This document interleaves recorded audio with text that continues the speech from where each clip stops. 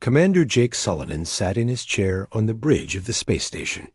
The station moved slowly around the planet Xerion Prime, far from Earth. Jake had been watching the stars for 15 years. He knew every ship that came and went through. This part of space that the morning started like any other. The crew worked at their stations. Ships came through the jump gates. Everything was normal. Then Lieutenant Amy Martinez turned around from her desk. Her face was white with shock. "Sir, we have a problem," she said. Her voice shook a little. Jake looked up from his coffee. "What kind of problem?" "All the comm channels are dead." "Every single one." Jake put down his coffee cup. This was not possible. The galaxy had thousands of planets talking to each other every second. Ships, stations, and worlds all connected by quantum signals that moved faster than light. The system never failed. It could not fail. "Check it again," Jake said. Amy's fingers moved fast over her controls. She tried different channels. She tried emergency signals. She tried the old backup systems. Nothing worked. The galaxy had gone silent. "Sir, I'm getting nothing. Not even static. It's like every transmitter in the galaxy just stopped working at the same time." Jake stood up and walked to Amy's station. He looked at the screens. They showed flat lines where signals should be dancing. The quantum relay network that connected billions of people across space was completely dead. "When did this start?" Jake asked. "About 10 minutes ago." Everything just stopped. Jake felt cold fear in his chest. If the comm system was down, ships could get lost in space. People could die. Wars could start because nobody could talk to each other. "Send a message to Earth Command," Jake said. "Use the old radio systems." "Sir, that will take months to reach." "Earth," Amy said. "Do it anyway. We need to tell someone what's happening." Amy started working on the radio message. Jake walked around the bridge. His crew looked worried. They all knew how bad this was. Then the alarm started to sound. "Sir," called out Ensign Peter Cole from the sensor station. "I'm picking up something big on the edge of the system." Jake ran to the sensor station. On the screen, he saw a shape that made his blood run cold. A ship was sitting in space near the outer planets. But this was not like any ship he had ever seen. The ship was huge. It was 3 times bigger than the largest warship Jake knew about. Its hull was black as deep space. It seemed to eat light instead of reflecting it. The shape was wrong, too. Human ships were built with straight lines and sharp angles. This ship curved and flowed like something alive. "Where did it come from?" Jake asked. "I don't know, sir. It just appeared." 1 second space was empty. The next second it was there. Jake studied the readings. The ship gave off no heat, no radio signals, no engine noise. It sat in space like a dead rock, but Jake could feel that it was very much alive. "Try to contact it," Jake said. Amy worked at her station. She sent signals on every frequency she could think of. She used the standard greeting codes that all space travelers knew. She tried emergency signals. Nothing came back. "Sir, it's not answering." Jake looked at the black ship on his screen. Something about it made him think of old stories. Stories of ghost ships that appeared in the night. Stories of things that came from beyond the edge of the world. "Keep trying," Jake said, "and call Captain Ford. Tell her to get the Endeavor ready to launch." "Sir, should I tell her what's happening?" Jake thought about this. How could he explain that the galaxy had gone silent? How could he tell her about the black ship that appeared from nowhere? Tell her we have a first contact situation. Tell her to come fast. Amy sent the message using the short-range transmitters. These still worked because they did not need the quantum network. Jake hoped Captain Ford would understand how serious this was. Hours passed. The black ship did not move. It did not answer their calls. It just sat in space and waited. And something changed. Sir, Amy said, I'm getting a signal. Jake's heart jumped. From the ship? Yes, sir. But it's not using any frequency we know about. It's coming through the old emergency channel. Jake frowned. The emergency channel was something from the old days, back when humans first started exploring space. Nobody had used it for 1,000 years. Can you understand it? Amy listened to her headphones. She shook her head. It's not in any language I know. It's not even using words. It sounds like ... like music. Jake put on his own headphones. The sound was strange. It rose and fell like a song, but there was something else in it. Something that made his mind think of numbers and patterns. Record everything, Jake said. Captain Ford will want to hear this. The UF's Endeavour came through the jump gate 2 hours later. Captain Lisa Ford was known throughout the fleet as someone who could handle difficult situations. If anyone could figure out what was happening, it was her. Jake sent all the information to the Endeavour. The dead cum channels, the black ship, the strange music signals. He watched Ford's ship move carefully toward the unknown vessel. As the Endeavour got closer, Jake saw something that made his hands shake. The black ship was covered in symbols, lines and curves that seemed to move when he looked at them. Symbols looked almost familiar, like something from a dream he could not quite remember. Sir, Amy said quietly, what if it's not from our galaxy? Jake looked at the black ship again. It sat in space, like a piece of the night sky that had come. Alive. Whatever it was, wherever it came from, it had brought silence to the galaxy. And now it was waiting for something. Jake had the feeling that everything was about to change. The galaxy had gone silent when this ship appeared. Soon, Jake thought, everyone would know why.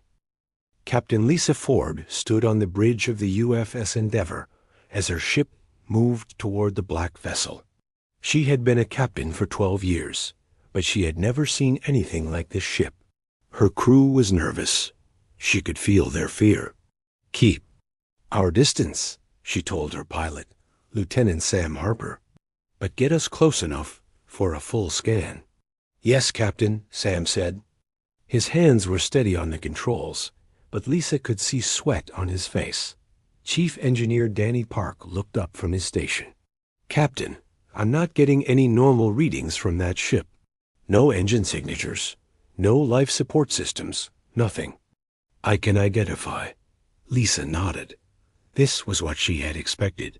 The ship was unlike anything in their databases. What about the hull? She asked. The hull material doesn't match anything we know, said Dr. Corinne Light, the ship's science officer. It's absorbing our scanner beams.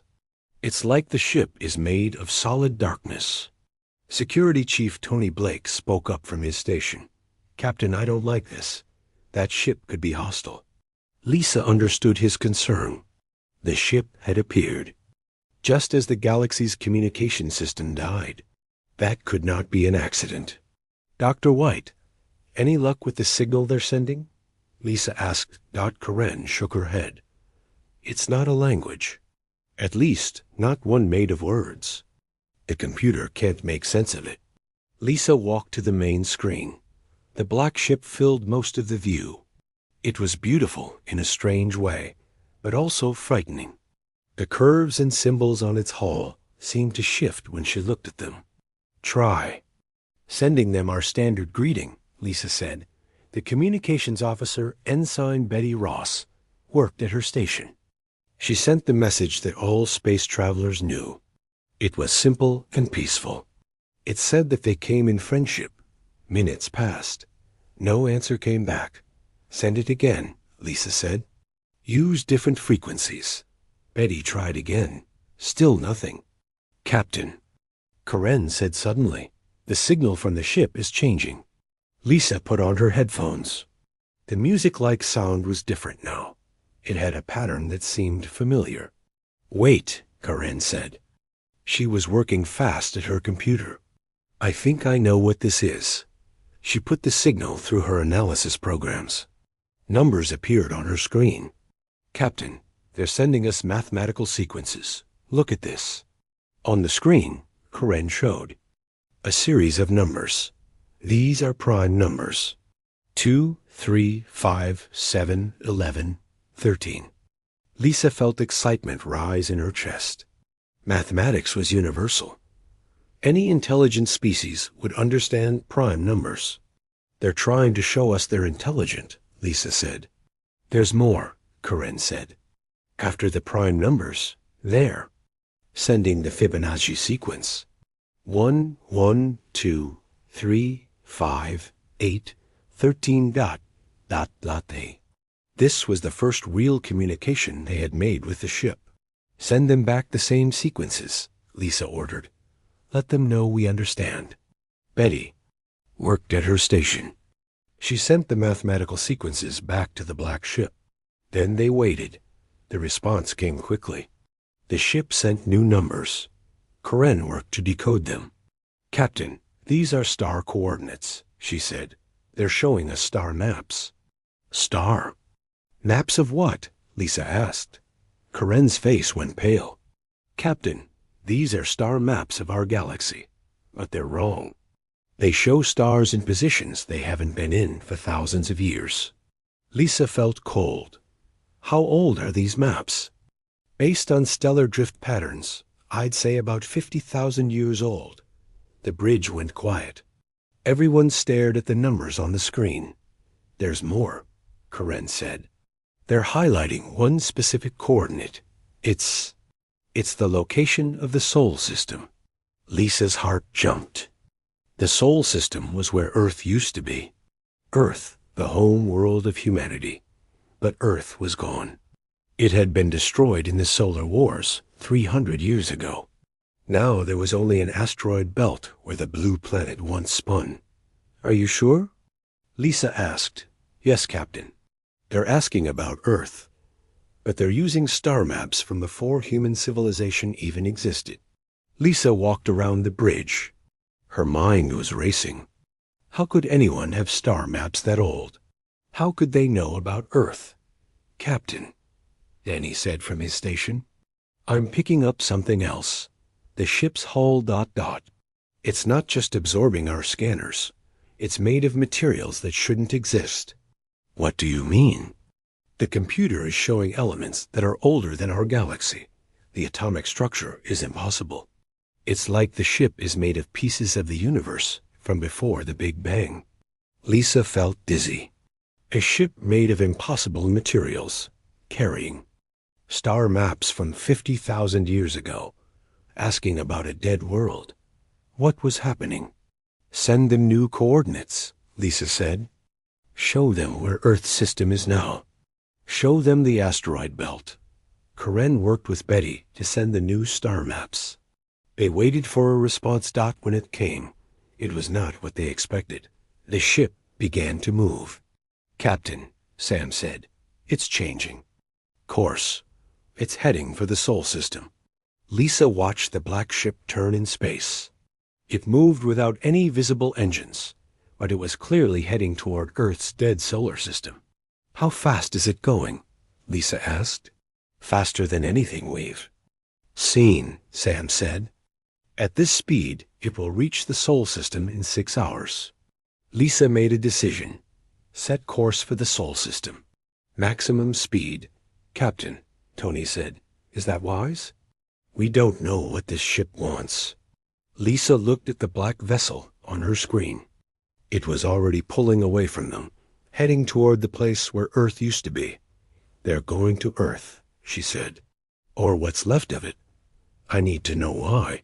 The Endeavor turned to follow the strange ship. As they traveled through space, Karen continued to work on the signals. "Captain, I'm getting more transmissions," she said. "They're sending information about themselves." "What kind of information?" "I'm not sure. The mathematics are very complex. But I think they're trying to tell us where they came from." Lisa leaned over Karen's station. The numbers on the screen were unlike anything she had seen. "These calculations," Karen said slowly, They're about parallel dimensions, about universes that exist alongside our own. Lisa felt her world shift. You mean they're not from our universe? I don't think so, Captain. I think they're from somewhere else entirely, somewhere that Earth still exists. The black ship continued toward the Sol system.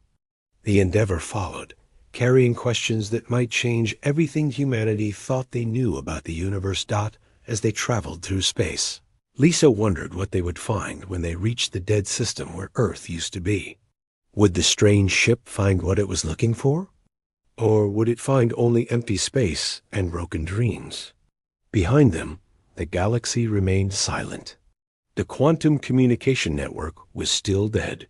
Billions of people across thousands of worlds could not talk to each other. And somehow, Lisa knew that the black ship was the key to everything. The ship that had come from impossible places, carrying impossible knowledge, heading toward the impossible hope that Earth might somehow still exist. The Sol system looked like a graveyard. Captain Lisa Ford stood on the bridge of the Endeavor and stared at the asteroid belt that had once been Earth. Chunks of rock and metal drifted where the blue planet used to spin. The black ship had stopped moving. It floated in the exact spot where Earth's orbit should have been. It's been sitting there for 2 hours, said Lieutenant Sam Harper. Just sitting and waiting, Lisa watched the strange vessel. It seemed to be studying the asteroid field. Sometimes it would move slowly between the larger rocks, as if it was looking for something specific. Any new signals? Lisa asked. Dr. Karen White shook her head.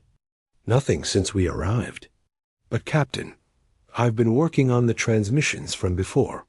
I think I understand what they were trying to tell us. Lisa turned to face her science officer. What did you find? Karen brought up images on the main screen. The mathematical sequences they sent weren't just star maps. They were coordinates for parallel universes, different versions of reality that exist alongside our own. You mean like the old science fiction stories? Asked Chief Engineer Danny Park. Not fiction, Karen said. The mathematics are real. According to their calculations, there are infinite versions of our universe. In some of them, Earth was never destroyed. In others, humanity never left the planet. In still others, Earth developed differently. Lisa felt her mind trying to understand this. So you think they're from a universe where Earth still exists? I think they're from a universe where Earth never needed to be left behind, Karen said, where humanity grew and changed, but stayed on their home world. Security Chief Tony Blake spoke up. If that's true, then what are they doing here? Why come to a universe where Earth is dead? Before Karen could answer, the ship's alarms began to sound. Captain, called Ensign Betty Ross from the communications station. I'm getting a transmission. It's different from before. Lisa put on her headphones. The sound was clearer now. It still had the musical quality, but there were pauses and rhythms that seemed almost like speech. It's trying to talk to us, Lisa said. Karen worked at her station. I'm running it through the translation programs. The computer is starting to recognize patterns. Slowly, words began to appear on the screen. They were fragmented and unclear, but they were definitely words. Home ... seeking ... lost ... time ... Lisa felt chills run down her spine. They're looking for home. More words appeared. Earth. Children ... stars ... return. Captain, Karen said, I think they're trying to tell us that they're human. They're humans from the parallel universe where Earth survived. Lisa stared at the words on the screen. Humans from another reality. It seemed impossible, but everything about this day had been impossible. Send them a message, Lisa said. Tell them we're human too. Tell them we're from Earth. Betty worked at her station. She sent the message using the same mathematical codes the ship had been using. The response was immediate. The black ship began to move toward the Endeavor. "Captain," Tony said, "should we raise shields?"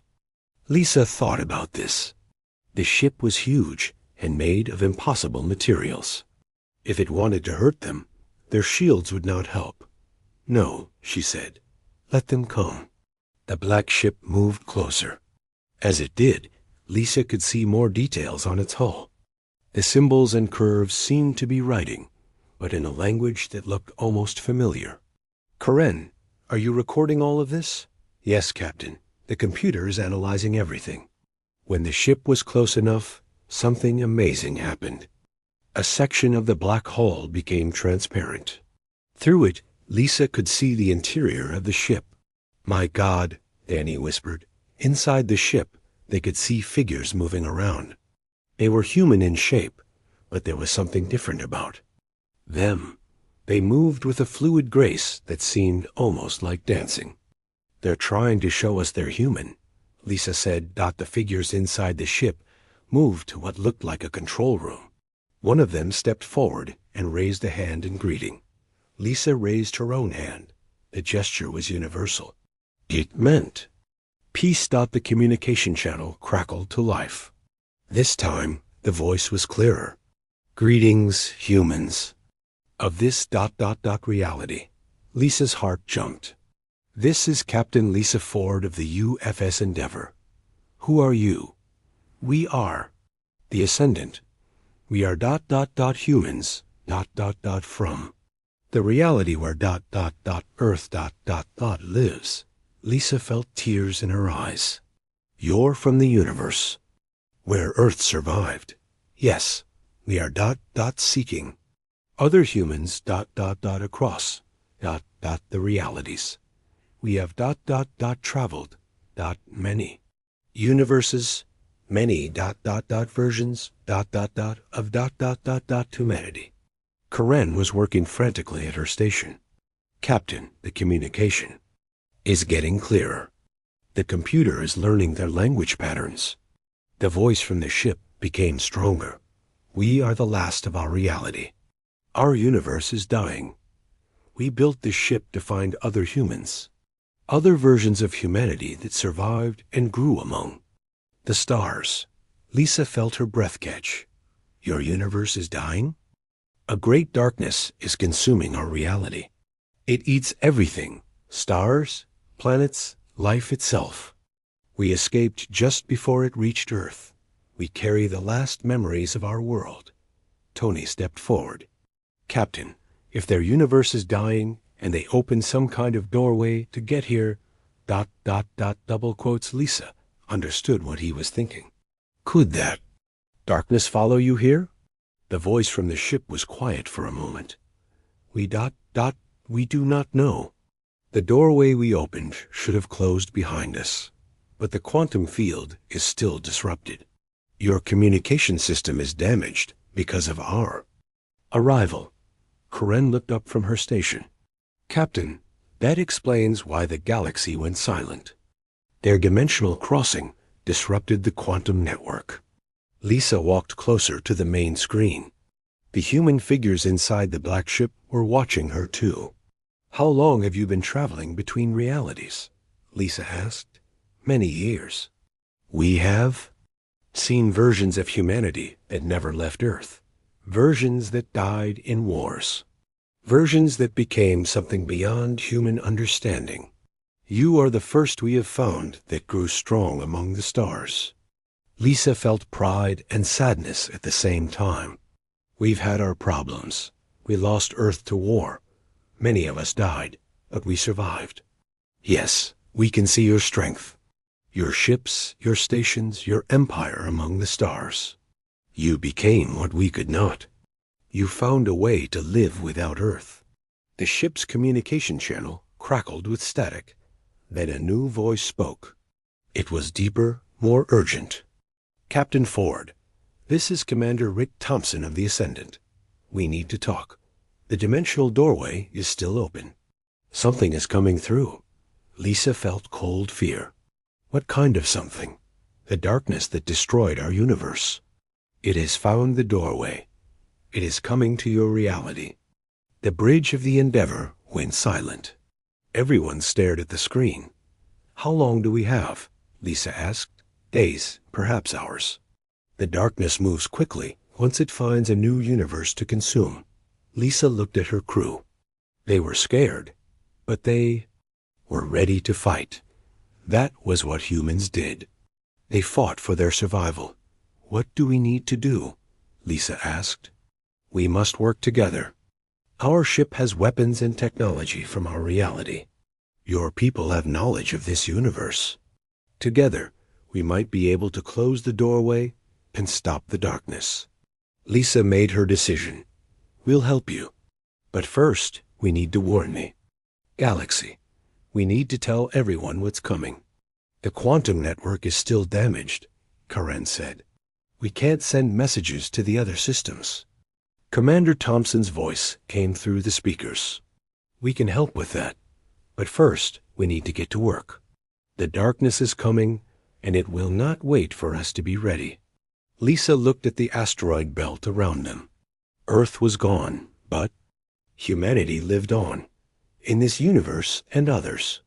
Now they had to fight to keep it that way. "All right, Commander Thompson. Let's get started." The first sign of the coming darkness was the screaming of the stars. Captain Lisa Ford stood in the joint command center they had built between the Endeavor and the Ascendant. Human crews from both ships worked side by side, trying to understand. Technology, it seemed like magic. "The quantum field is getting worse," Dr. Karen White reported. "The disruption is spreading across the galaxy." Commander Rick Thompson from the Ascendant studied the readings. His people looked like humans, but they moved with an unusual grace. Their eyes held a sadness that came from watching their universe die. "In our reality, it started the same way," Rick said. "First, the communication networks failed.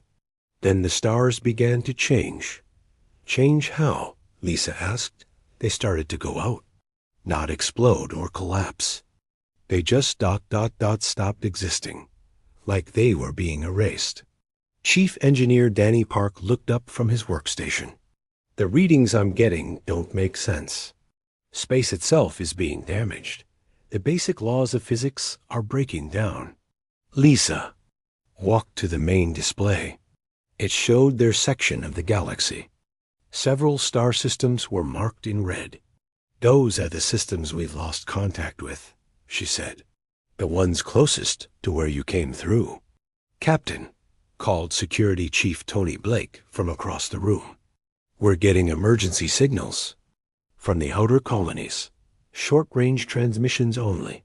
Lisa moved to Tony's station. The messages were fragments, broken and desperate. Stars going dark. Ships disappearing. Nothing left where Centauri used to be. Shadow in space. It's eating everything. God, help us. Colony ships are launching, running for the core worlds. But where can we go? Lisa felt sick. Millions of people were in danger, and they could not even warn them properly. How long until the darkness reaches the main population centers? Lisa asked. Rick studied the dimensional readings. Based on how fast it moved through our universe, perhaps 3 days. 3 days, Lisa repeated, to save the galaxy. Not save, Rick said quietly, to give it a chance to survive. Lisa looked at him. What do you mean? The darkness cannot be fought with weapons. It is not alive in any way we understand. It is entropy itself, the end of all things given form. But it can be contained. How? By collapsing the dimensional doorway. By trapping it between realities where it cannot reach either universe. Dr. Karen White looked up from her calculations. The energy required would be enormous. We'd need to destabilize the quantum field across several light years. The Ascendant can do it, Rick said. But the ship will be destroyed in the process. And someone will need to guide the collapse from inside the dimensional space. Lisa understood. You're talking about a suicide mission. I'm talking about the only chance your universe has. The command center went quiet. Everyone understood what this meant. There has to be another way, Danny said. Some way to close the doorway without destroying the ship. Rick shook his head. We've run every calculation. The ascendant's dimensional. Drive is the only technology powerful enough to collapse the doorway. But it requires manual control from within the space between realities. Then we'll find volunteers, Lisa said. People who understand the stakes. Captain, Tony said, we're getting more reports. The darkness has reached the Vega system. All 8 planets ... They're gone. Lisa felt the weight of billions of lives on her shoulders. Show me. The main display changed to show the Vega system. Where 8 worlds used to orbit their star, there was only empty space. Not even debris remained. It's like they never existed, Karen whispered. That's exactly what it is, Rick said. The darkness doesn't destroy things. It removes them from reality entirely. In our universe, we called it the Void Collective. Collective? Lisa asked. It's not just one entity. It's made up of the end states of thousands of universes. Every reality that has ever died feeds into it. It grows stronger with each universe it consumes. Lisa stared at the empty space where Vega used to be. How many universes has it destroyed? We? Don't know. Hundreds. Maybe thousands. Our scientists thought it might be infinite. Then why are we even trying to fight it? Rick smiled sadly. Because that's what humans do. We fight even when we can't win. We try to save what we can. The alarms began to sound again. Betty Ross at the communications station looked up with fear in her eyes. Captain, I'm getting signals from the core worlds. Fleet Command is ordering. All ships to fall back to Earth's sector. Lisa frowned. Earth's sector? But Earth is gone. They're setting up a defensive line around the Sol system, using the asteroid belt as a natural barrier. That won't work, Rick said. The darkness will go through the asteroids like they're not there. Then we need to warn them, Lisa said. We need to tell them what they're really facing. The quantum network is still down, Karen said. We can't reach them. Then we'll have to go there ourselves, Lisa decided. How long to reach the core? Worlds? At maximum speed? 18 hours, reported Sam Harper from the pilot station. We don't have 18 hours, Rick said. The darkness is moving faster now. It will reach the core worlds in 12 hours. Lisa looked around the command center. Her crew and Rick's people were working together, trying to find a solution. But she could see the truth in their faces. They were running out of time. What if we split up? She said. Part of the fleet goes to warn the core worlds. The other part stays here to work on collapsing the dimensional doorway. The Ascendant needs to be at the doorway, Rick said. Without our ship, there's no way to close it. Then we'll have to warn them another way. Tony Blake stepped forward. Captain, I volunteer to take a fast ship to the core worlds. I can warn them about what's coming. And I'll go with him, said Danny Park. They'll need someone who understands the technical aspects. Lisa nodded. Take the scout ship Falcon. It's the fastest we have. As her crew prepared to leave, Lisa turned back to Rick. How long do we have to prepare the dimensional collapse? We need to start now. The longer we wait, the stronger the darkness becomes. What do you need from us? Your people's knowledge of this universe's quantum structure, and your courage. This will be dangerous for everyone involved. Lisa looked at the display showing the spreading darkness. Already, a dozen star systems had gone silent. Millions of people were fleeing toward the core worlds, not knowing that they were running toward a trap. Commander Thompson, she said, let's get to work. As the two crews began their desperate preparations, Lisa thought about the irony of the situation. The galaxy had gone silent when the Ascendant appeared. Now, That silence was spreading across the stars in the form of an absolute darkness that erased everything it touched. But humans from two different universes were working together to fight it. That had to count for something. The darkness was coming, but humanity was ready to meet it. Even if it meant the end of everything they had built among the stars, they would fight. Because that's what humans did. They fought for each other, for their future, and for the hope that somewhere, in some universe, humanity would survive and grow and reach for the stars again. The battle for reality itself was about to begin. The space between realities was like nothing Captain Lisa Ford had ever seen. Colors that had no names flowed around the joined ships like liquid light. The laws of physics bent and twisted, making her feel dizzy. Stay close to the Ascendant, she told her pilot, Sam Harper. If we get separated in here, we might never find each other again. The combined crews had spent the last 6 hours preparing for this moment. Tony Blake and Danny Park had reached the core worlds just in time. The fleet was evacuating the inner systems, moving billions of people to safe areas far from the spreading darkness.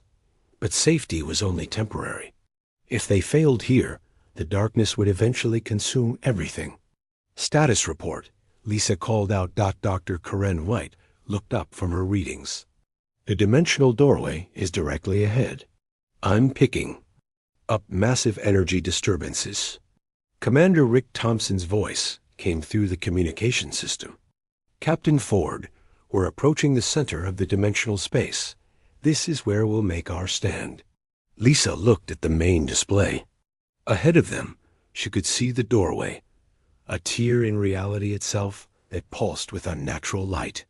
Through it, she could see the darkness of the Void Collective pressing against the barrier. It's trying to get through, she said.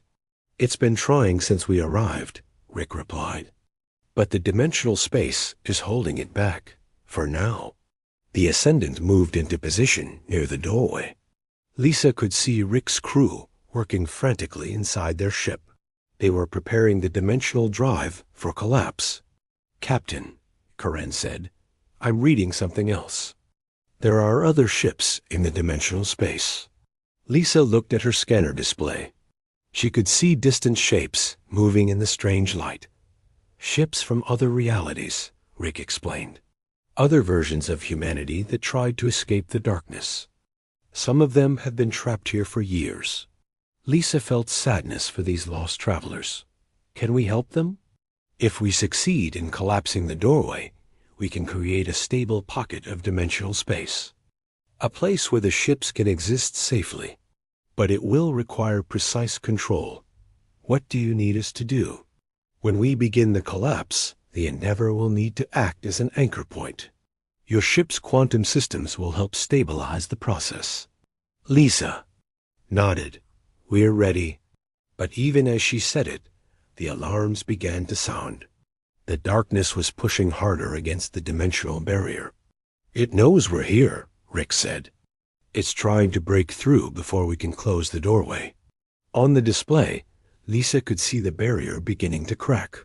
Tendrils of absolute darkness were seeping through the gaps. How long do we have? She asked. Minutes, maybe less. Lisa looked around her bridge. Her crew was scared but determined. They had come this far together. They would see it through to the end.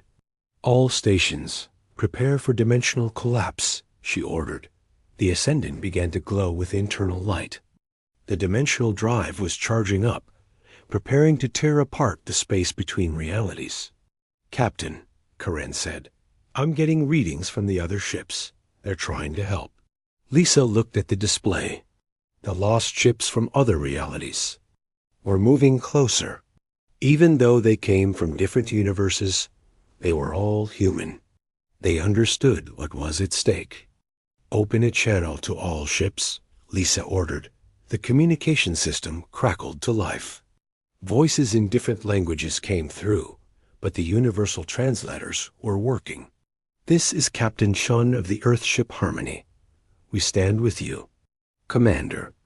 Jackson of the colony ship New Hope. We're ready to help. Captain Williams of the exploration vessel Distant Star.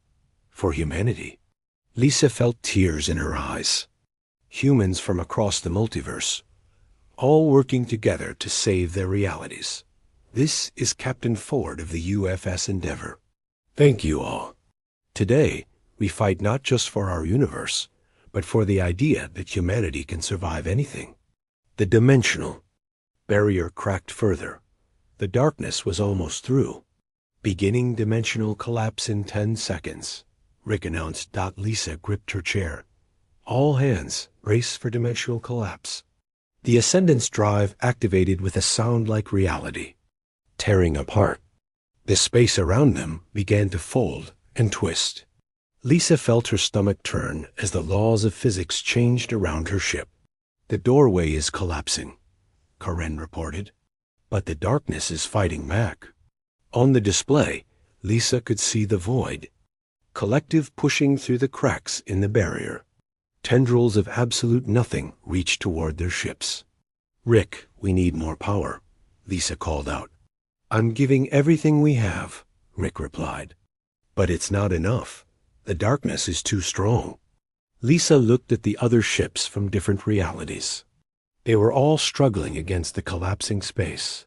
What if we linked our ships together? She asked. Combined our power? It might work, Karen said. But the energy feedback could destroy us all. Lisa made her decision. Better to die trying than to let the darkness win. All ships, prepare to link quantum systems. The ships from different realities moved closer together. Engineers from each vessel worked to connect their power systems. It was dangerous, but it was their only chance. Quantum link established, Karen recorded. All ships are connected. The combined power of human ships from across the multiverse flowed into the Ascendance dimensional drive. The collapse began again, stronger this time, but the darkness fought. Back harder. A massive tendril of void reached toward the Endeavor. Evasive maneuvers, Lisa ordered. Sam tried to turn the ship, but the dimensional space made normal flight impossible. The tendril touched the Endeavor's hull. Lisa watched in horror as part of her ship simply ceased to exist. Not destroyed, but erased from reality. Hull breach on Deck 7, Tony Blake reported, but there's no atmosphere leaking. The breach doesn't exist in normal space. The darkness is trying to erase us, Rick said. We need to finish this now.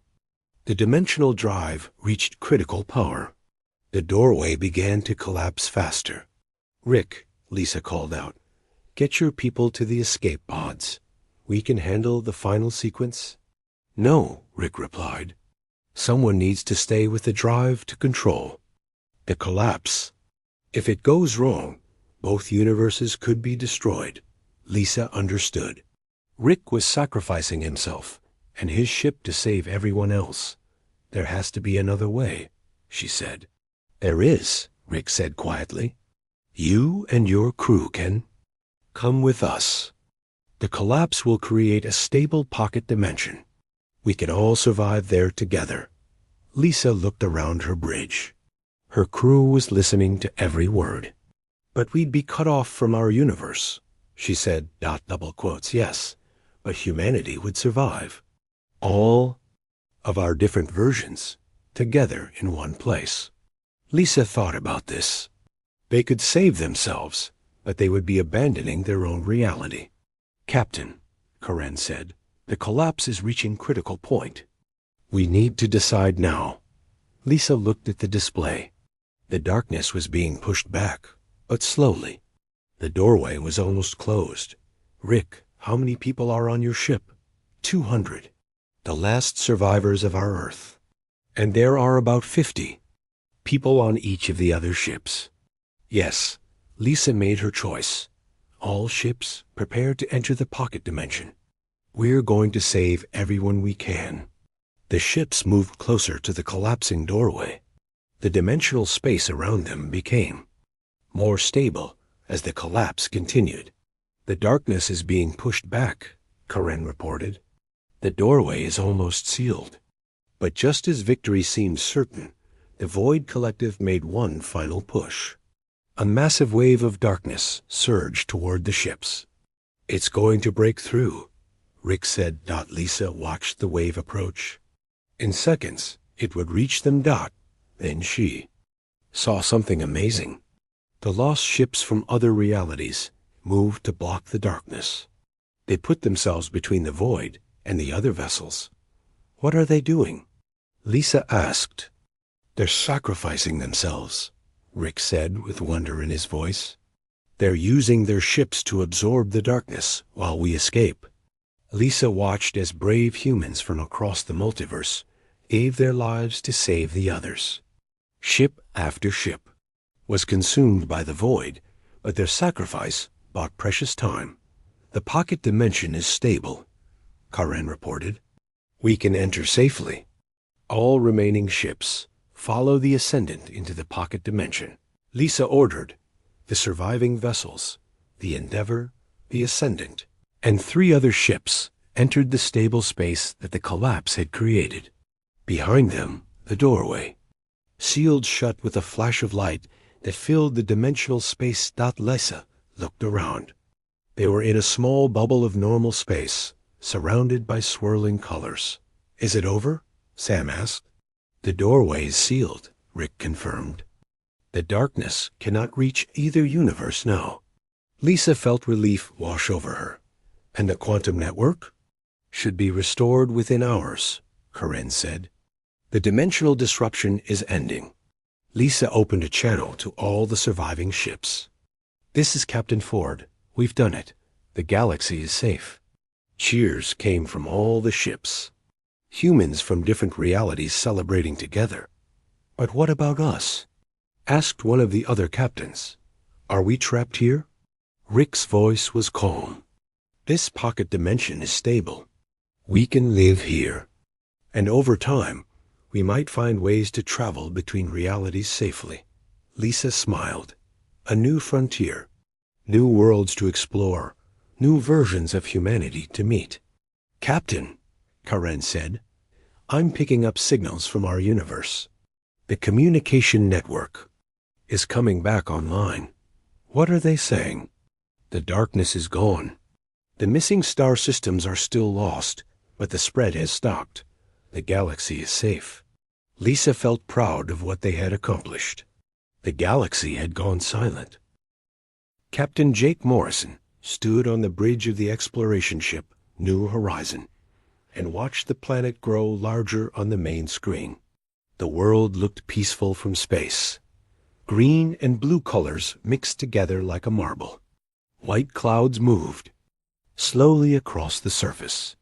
Scanner report, Jake said to his science officer. Krell, a tall alien with green skin and gills on his neck, checked his instruments. His webbed fingers moved across the controls. Only simple animals, Captain.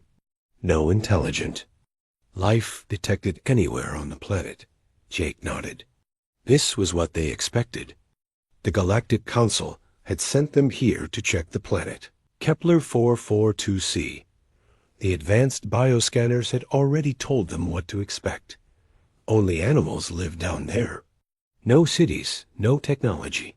No thinking beings. Dr. Lisa Harper, the human scientist, frowned as she looked at her own readings. Something bothered her about the scans. The numbers seemed too perfect, too clean. She had studied many planets before, and they usually showed more chaos in their life patterns. Captain, said Navigator Zix from his station.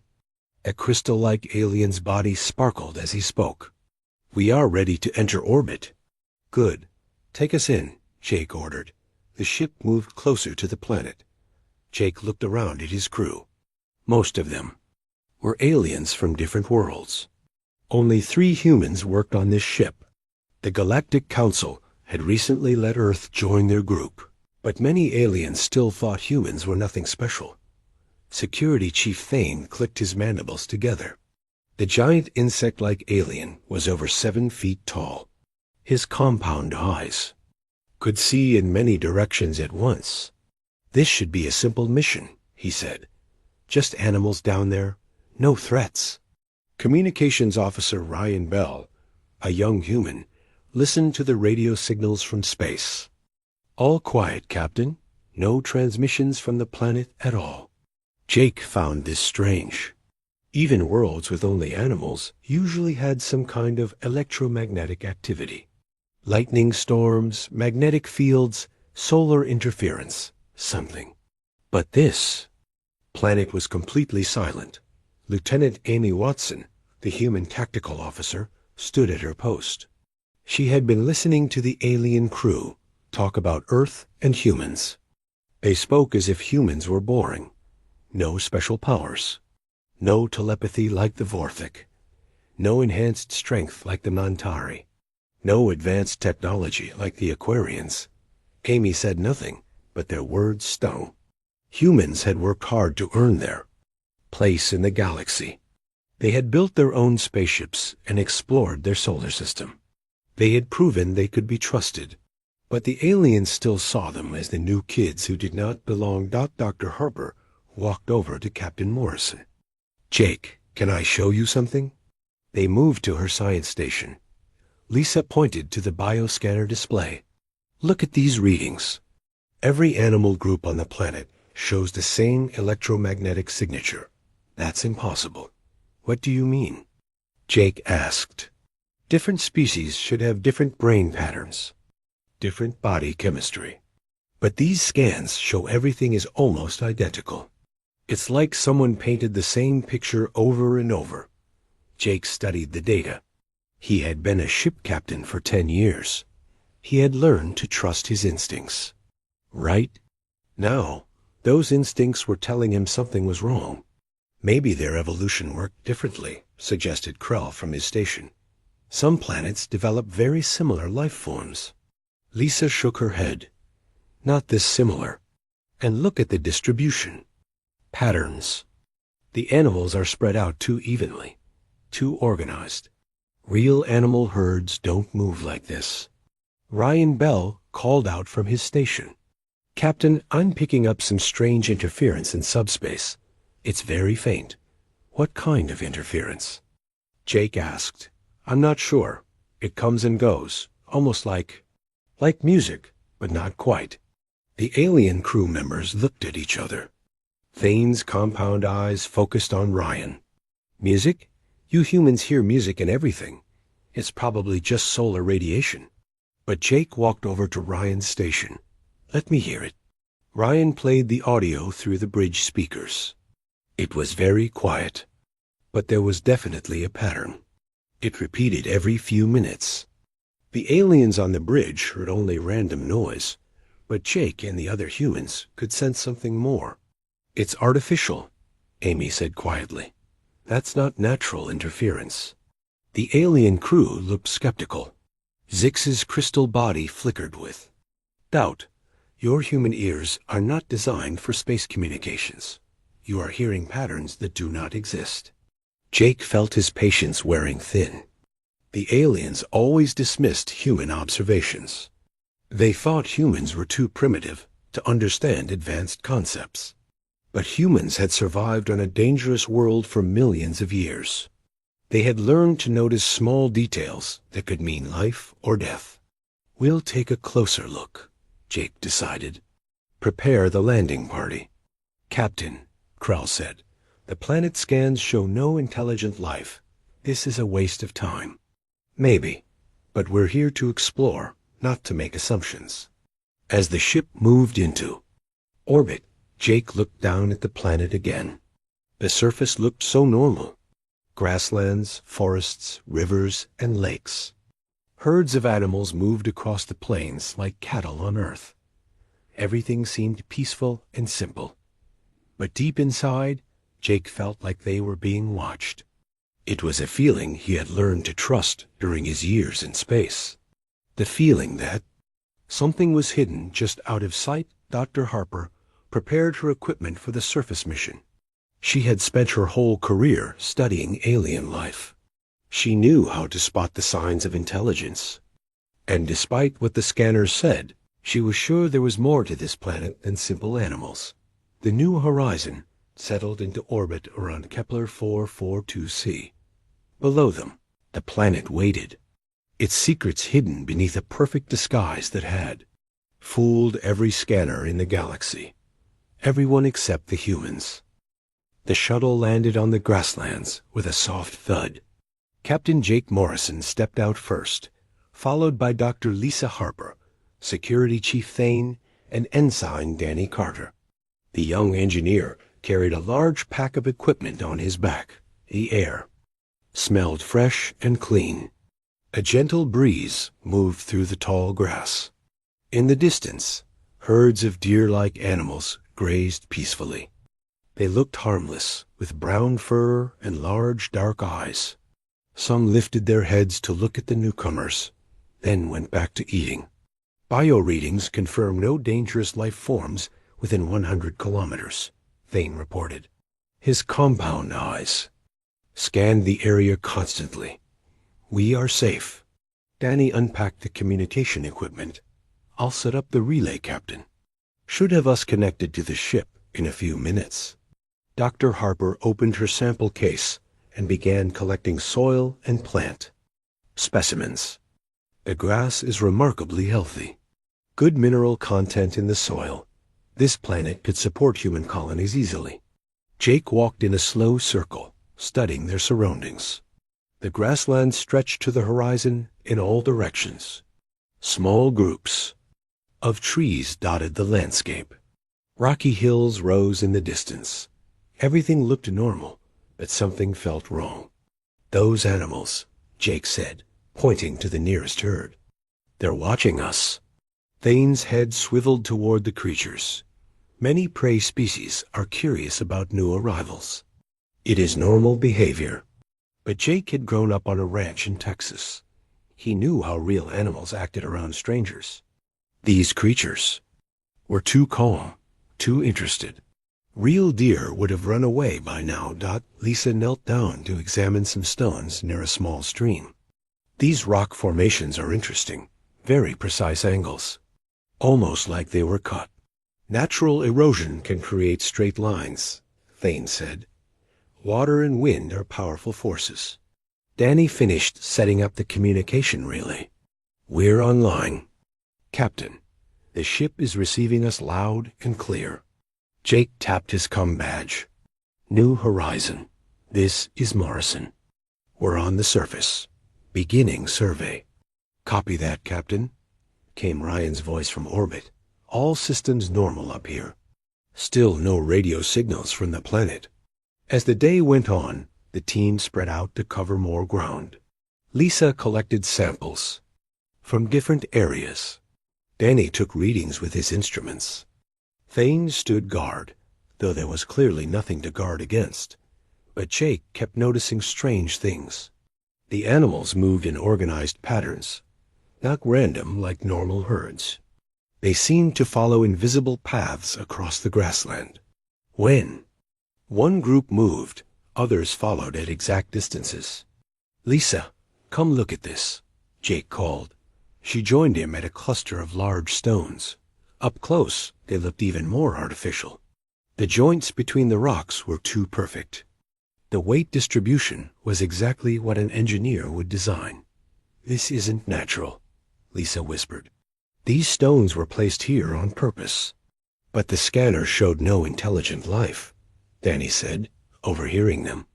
Maybe the scanners were wrong, Jake replied. That afternoon, they made camp near the stream.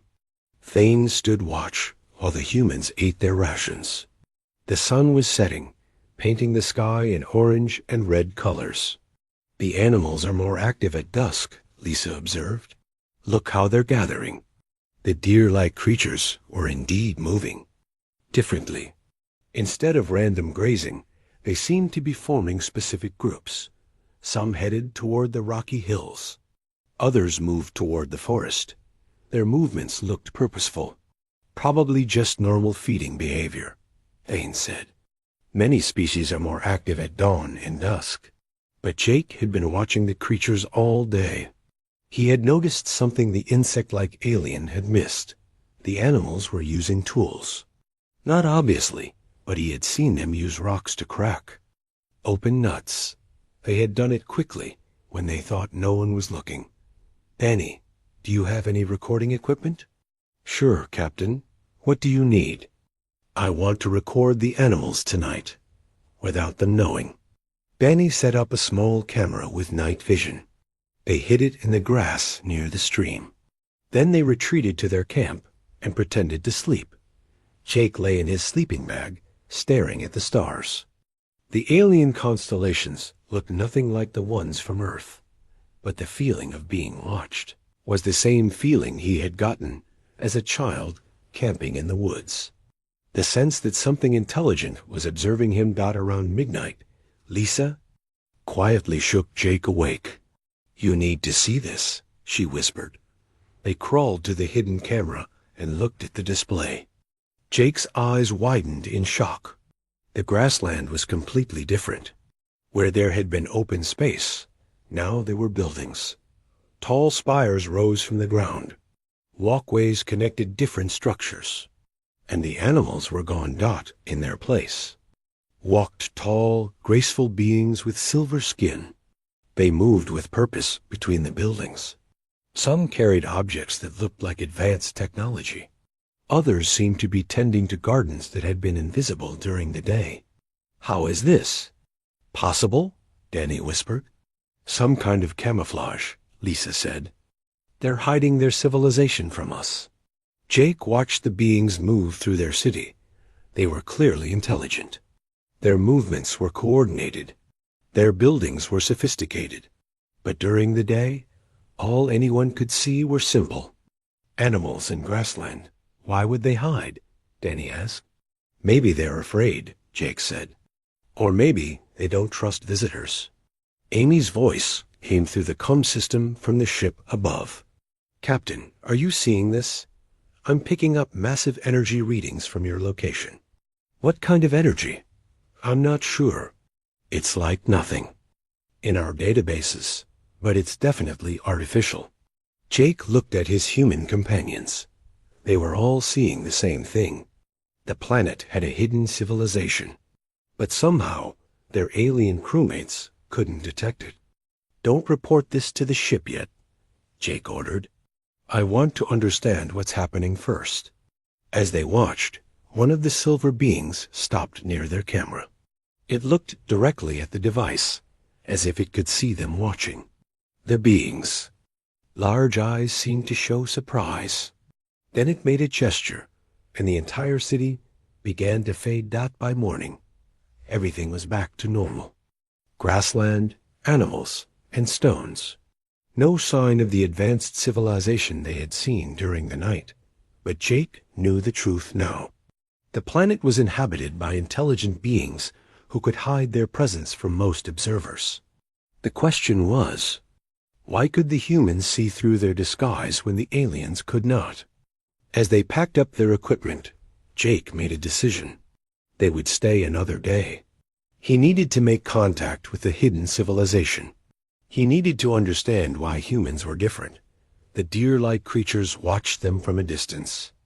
But now Jake knew they weren't really animals at all. They were people.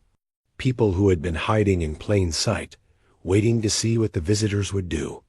The game of hide and seek was about to end. The next morning, Ensign Danny Carter woke up before dawn. He could not stop thinking about the stone formations they had seen. As an engineer, he knew good construction when he saw it. Those rocks were not placed by nature. While the others slept, Danny walked back to the stone cluster. He pulled out his scanner and examined every joint, every angle. The more he looked, the more certain he became. These were not natural formations. They were buildings disguised as rocks. The load distribution is perfect, he muttered to himself. No wasted material. No stress fractures. This is advanced engineering. He found hidden channels in the stones that would carry water. Ventilation shafts that looked like natural cracks. Even what appeared to be fiber optic cables running through. The rock walls. Dr. Lisa Harper woke to find Danny already gone. She grabbed her equipment and went looking for him. She found him measuring the stone structures with his instruments. "Find something interesting?" she asked. "Lisa, these aren't rocks. They're buildings, sophisticated ones. Look at this joint. Here."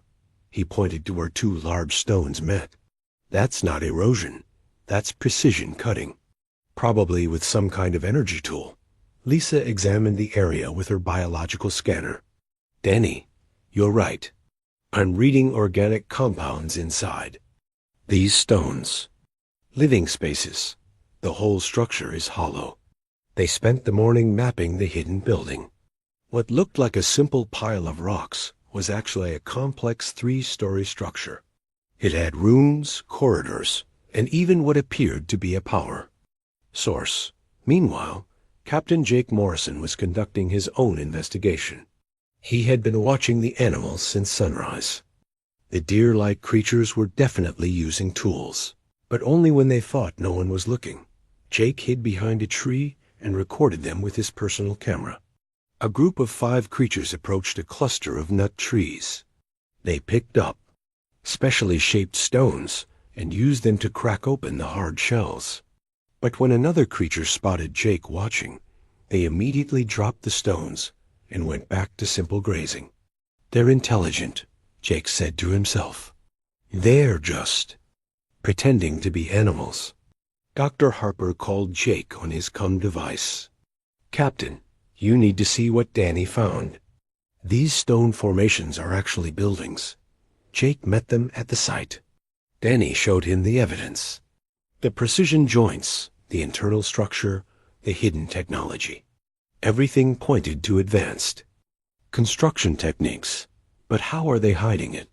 Jake asked. "Some kind of illusion," Lisa suggested. "Maybe they're projecting false images into our minds." Up in orbit, Communications Officer Ryan Bell was having his own mystery. The strange interference he had detected was getting stronger. He ran it through every analysis program he had, but the ship's computer could not identify the source. "It's definitely artificial," he told Lieutenant Amy Watson. "But it's like nothing in our databases." Amy listened to the recording. To her human ears, there was definitely a pattern. Almost like someone was trying to communicate, but in a language no one had ever heard before. "What do the other crew members think?" she asked. "They think it's just background radiation. They can't hear what we're hearing." Amy frowned. "That's strange. Why would we hear something they can't?" On the planet's surface, Jake decided to try something bold. He walked directly toward the nearest group of animals. Instead of observing them from a distance, he approached them openly. "I know you can understand. Emmy," he said to the creatures. "I know you're not really animals." The deer-like beings froze. For a moment, they seemed confused. Then slowly, one of them began to change. Its shape flickered like a bad hologram. The brown fur faded away, revealing silver skin underneath. The creature stood up on its hind legs, becoming a tall, graceful humanoid. The other animals backed away in alarm. The transformed being looked directly at Jake with large, multifaceted eyes. It opened its mouth and spoke in a melodious voice. "How can you see us?" It asked in perfect English. Jake's comm device activated automatically, translating the alien's words. "I don't know. We just can. The question is, why are you hiding?" The being looked around nervously. "You are not supposed to be able to see through our camouflage. No other species has ever detected us." Dr. Harper and Danny ran over when they heard the conversation. They stared in amazement at the tall silver being. Up close, it was clearly highly intelligent. Its eyes showed curiosity and fear in equal measure. "My name is Sage Melodia," the being said. "I am a speaker for my people, the Sylar. We have been watching your species since you arrived." "How many of you are there?" Jake asked. "On this world? Nearly 1 million. Across the galaxy? Perhaps 10 million. We have been hiding for over 1,000 years. Lisa stepped forward. Hiding from what? Sage Melodia's expression grew sad. From those who would destroy us. Long ago, there was a great war. Advanced civilizations were hunted down and eliminated. We survived by becoming invisible. The Scylar explained that their species had developed powerful psychic abilities. They could project false images directly into the minds of other beings. To most species, the Scylar cities appeared as simple animal habitats. Their people looked like harmless creatures. But your minds are different, Melodia said, studying Jake carefully. We cannot control what you see. You perceive reality as it truly is. Danny was fascinated by the technology. How do you make entire cities invisible? We do not make them invisible. We make other beings see what we want them to see. But human minds resist our influence. You see through our illusions. Jake realized the implications.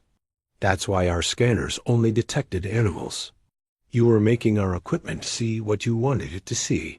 Most equipment, yes. But human-operated devices seem to work differently. Your brains process information in ways we cannot predict or control. Up in orbit, the alien crew members were growing impatient. Security Chief Thane contacted Jake by radio.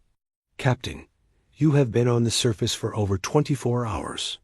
When will you complete the survey? Jake looked at Sage Melodia. The Scylars. Large eyes showed fear. Please do not report our presence to your ship. If word spreads that we exist, others will come looking for us. Who would come looking? Lisa asked. Those who hunt advanced civilizations. They still exist in the galaxy. They search for races like ours to destroy or enslave. Jake faced a difficult decision. Protocol required him to report all discoveries to the Galactic Council. But the Scylar were asking for protection. They had survived 1,000 years by hiding. If he revealed their existence, he might be signing their death warrant. I need to think about this, Jake said. Can you give me time? Sage Melodia nodded. We have waited 1,000 years. We can wait a little longer. As the Scylar faded back into animal form, Jake realized that everything had changed. Humans were not just another species in the galaxy. They had a unique ability that made them special. They could see through deceptions that fooled every other known race. The question was, what would they do with this power? Captain Jake Morrison barely slept that night. He kept thinking about Sage Melodia's words. The Scylar had been hiding for 1,000 years. They had survived by making other species see illusions. But humans could see the truth. In the morning, Jake made a decision that would change everything. Instead of following standard protocol, he walked directly to the nearest group of animals and spoke to them as if they were intelligent beings. I know you're listening, he said. I want to talk to your leader. The deer-like creatures looked at each other nervously. Slowly, one of them began to change. The brown fur faded away, revealing the silver skin of Sage Melodia. The Scylar stood up on 2 legs and faced Jake. You are brave, human captain, Melodia said. Most species would have reported us to their authorities by now. I'm not most species, Jake replied. I need to understand what's happening here before I make any decisions. Dr. Lisa Harper and Ensign Danny Carter joined them. They had been watching from a distance, recording everything with their instruments. Your people have been hiding for 1,000 years, Lisa said. That's a long time to live in fear. Sage Melodia's large eyes showed sadness. Me had no choice. During the Great Purge, entire civilizations were destroyed. Advanced species were hunted down and eliminated. We survived by becoming invisible. Who was doing the hunting? Jake asked. A race called the Destroyers. They believed that only one species should dominate the galaxy. They wiped out hundreds of advanced civilizations. We were one of the few. Who escaped?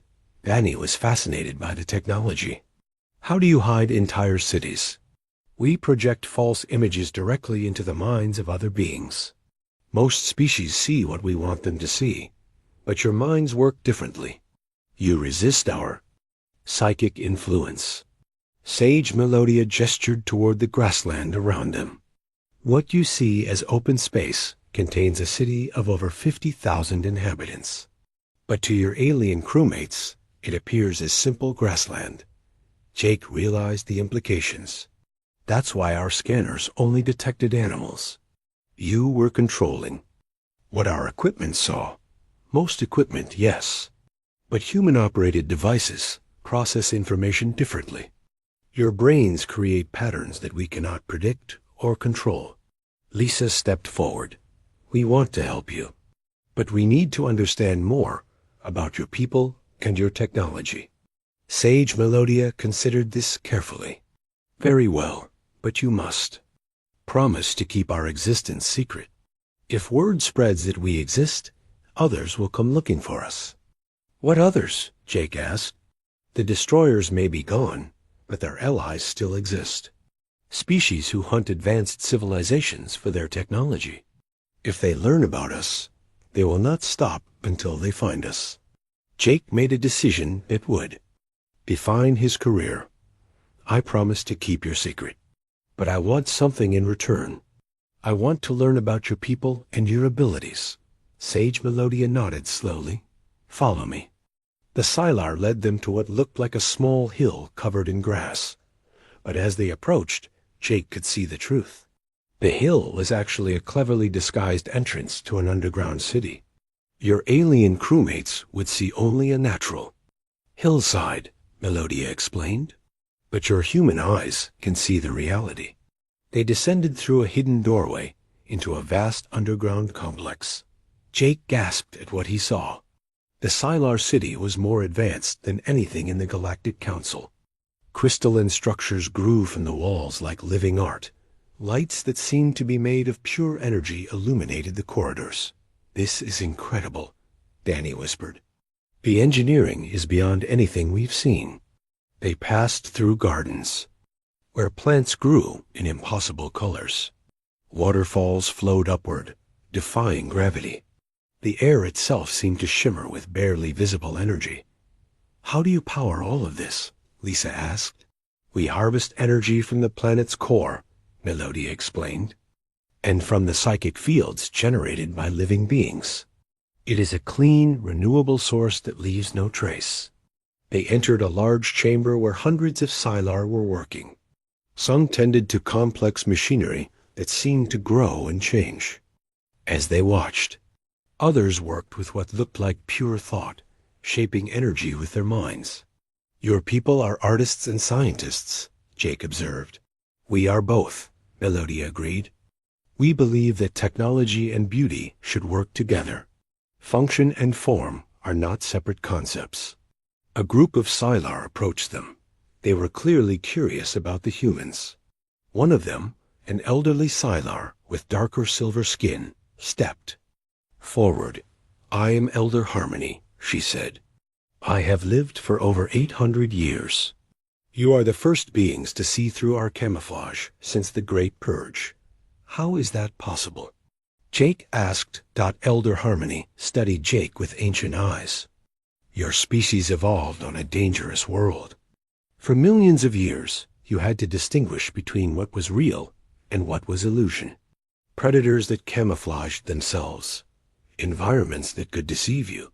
Your minds developed defenses against deception. Lisa was taking notes as fast as she could. So our brains are naturally resistant to psychic manipulation? More than resistant, Harmony said. Your minds actively seek out truth. You cannot help but see reality as it truly is. This makes you unique in the galaxy.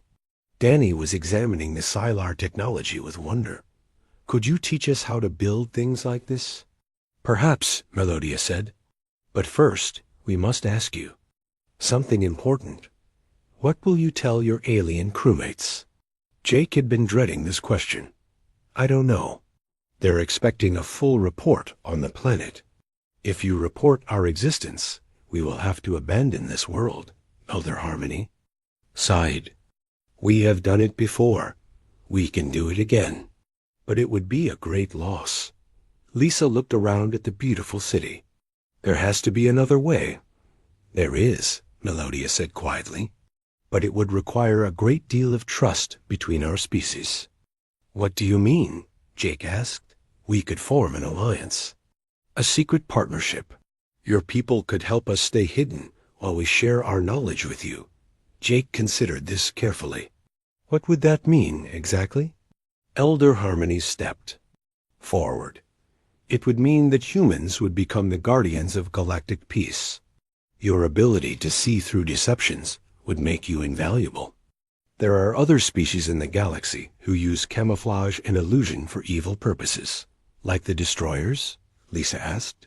The destroyers are gone, Melodia said. But their philosophy lives on.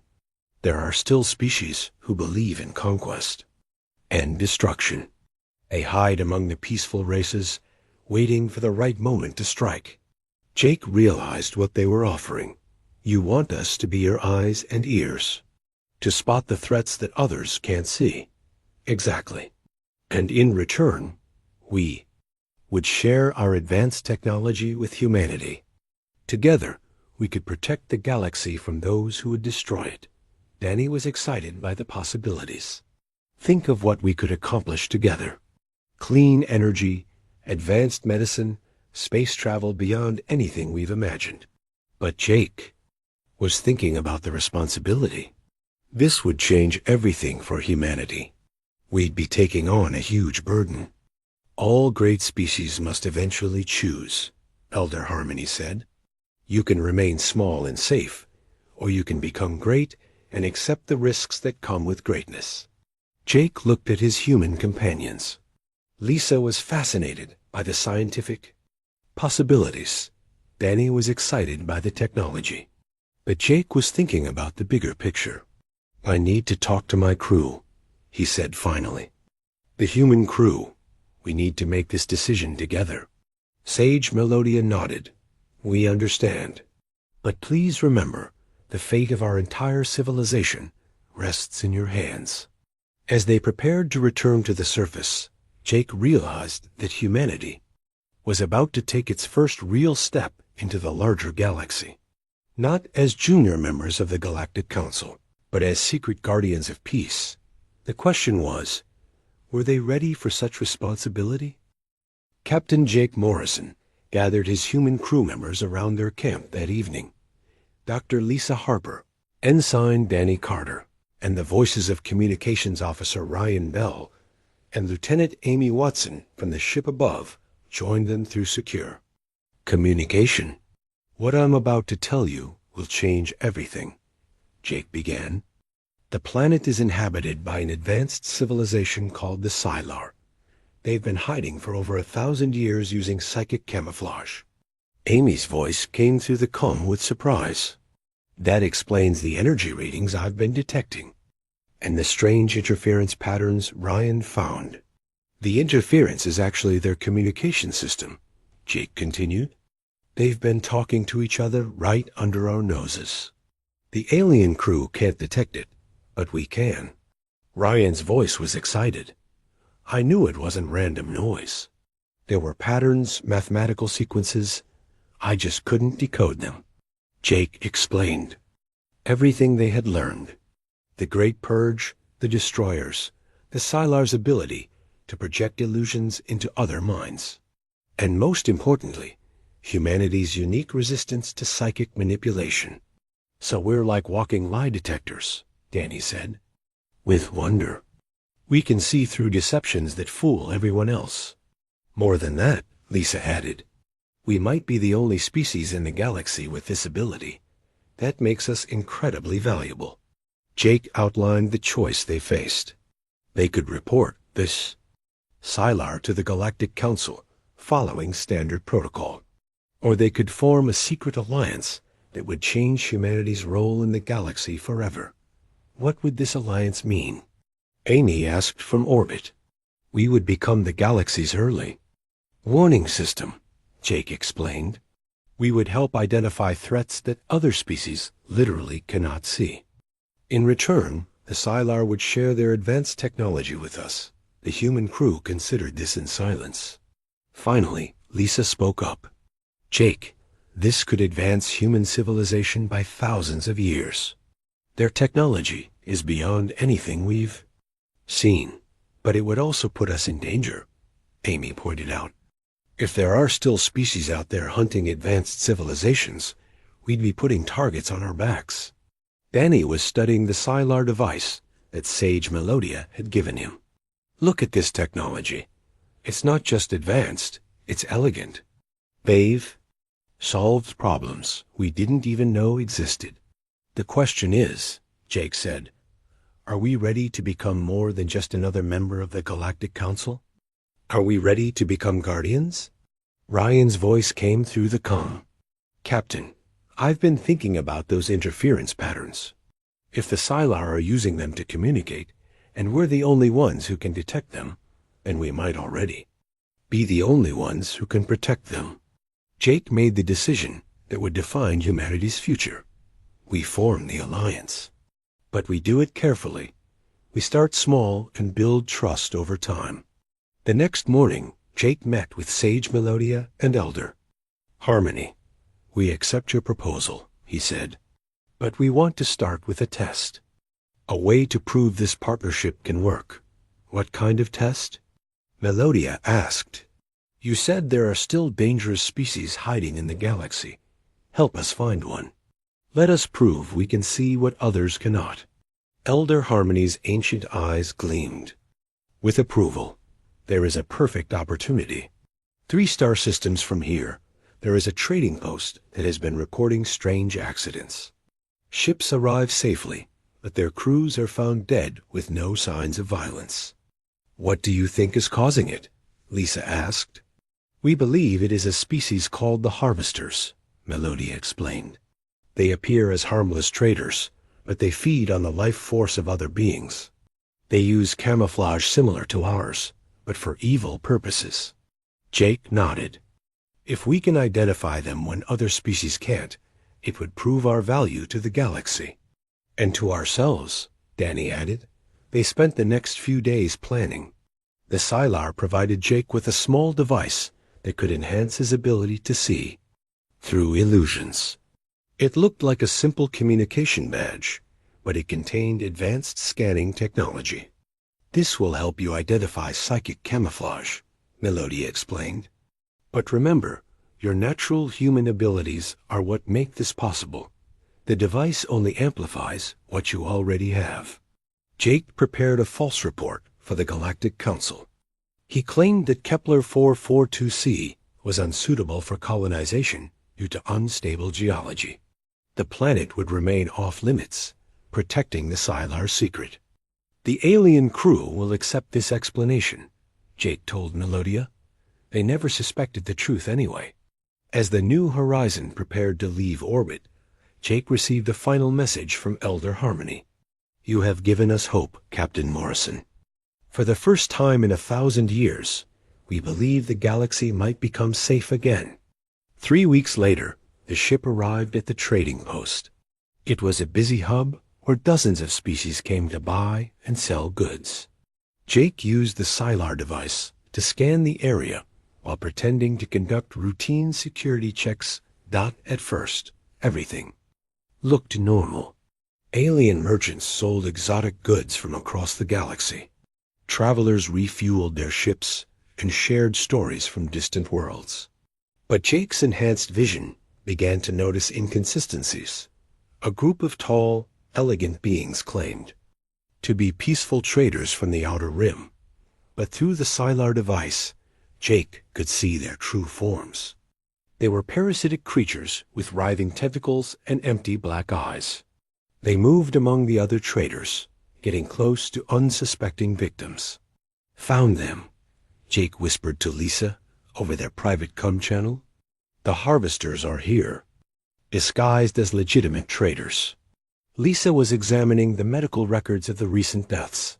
Jake, look at this. The victims all visited the same merchant stall before they died. a vendor selling healing crystals from the outer rim. Jake watched the crystal vendor through his device. The being appeared as a friendly humanoid to most observers. But Jake could see the truth. It was one of the harvesters, using psychic camouflage to appear harmless while it fed on the life force of its customers. "Amy, I need you to quietly alert station security," Jake ordered. "But don't tell them what we really found. Just say we detected dangerous energy readings from the crystal vendor." Lieutenant Amy Watson was now serving as the ship's acting security chief for this mission. She contacted the station authorities and reported suspicious activity. But when the alien security team investigated, they saw nothing wrong. "The vendor appears completely normal," the station commander told Amy. "Your scans must be malfunctioning." This was the moment of truth. Jake had to decide whether to reveal humanity's unique ability or find another way to stop the harvesters. Danny came up with a solution. "Captain, what if we create a distraction? Something that would force the harvesters to drop their camouflage?" "What kind of distraction?" "I could overload the station's power grid. Make it look like an accident. If the harvesters are using psychic energy to maintain their disguises, the power surge might disrupt them." Jake approved the plan. Danny accessed the station's engineering systems and created a controlled power surge. The lights flickered throughout the trading post. Emergency alarms sounded briefly. And for just a moment, the harvester's camouflage failed. Several dozen beings throughout the station suddenly appeared as the hideous parasites they truly were. The other traders screamed and ran in terror. The station security forces, finally able to see the truth, quickly surrounded the harvesters. The parasitic beings, exposed and outnumbered, tried to flee. But it was too late. They were captured and removed from the station. "How did you know to look for them?" the station commander asked Jake later. "We've been tracking unusual energy signatures," Jake lied smoothly. "Our human technology is particularly good at detecting psychic interference." Word of the human success spread quickly through the trading post. Other species began to view Earth's representatives with new respect. They had solved a mystery that had baffled everyone else. But Jake knew the real victory was bigger than just catching a few criminals.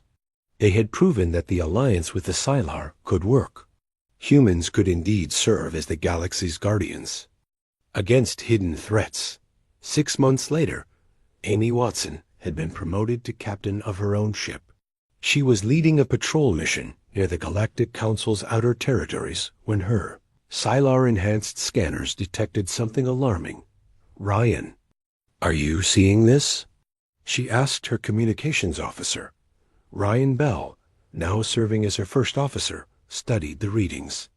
"It looks like an asteroid field, but the energy signatures are all wrong." Amy used her enhanced vision to see through the illusion. The asteroids were actually warships. Dozens of them, hidden in plain sight near a major shipping lane. They were waiting to ambush civilian transports. "This is Captain Watson to Galactic Council Security," Amy transmitted. "We have detected a hidden fleet of hostile vessels masquerading as asteroids, requesting immediate backup." The response came back confused. "Captain Watson, our scans show only a natural asteroid field. Are you certain of your readings?" Amy smiled. This was becoming a familiar pattern. "Trust me on this one. Charge your weapons and prepare for combat."